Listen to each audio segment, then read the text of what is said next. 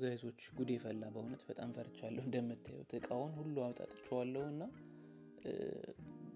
ኦቨርዌልሚንግ ይመስላል ነገርየው ስታዩት እዚህ ጋር ኤሌክትሮኒክ ፓርቶች አሉ እዛ ጋር እንጨቶች አሉ እሺ ጋይስ እንዴት ናችሁ ዛሬ ከኔ ጋር አንድ ሚገርም ዴስክ አንቦክሲንግ ይዤላችሁ መጥቻለሁ እንግዲህ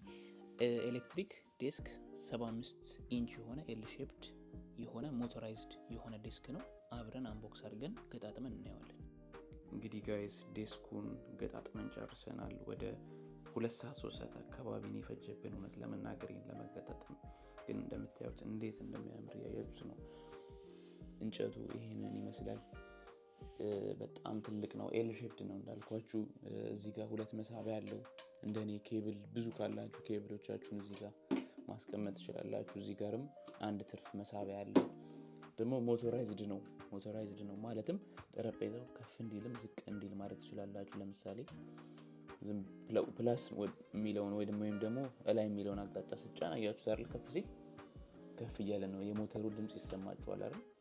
ወደ ነበረው ደግሞ እንዲመለስ ከፈለጋችሁ ወይም ደግሞ ወደ ግሬድ 1 ሌቭል 1 ይባለው እንዲመለስ ከፈለጋችሁ ይመለሳል ማለት ነውና እዚህ ጋርም ደግሞ ኪቦርድ ማስቀመጫ አለው በጣም የሚያምር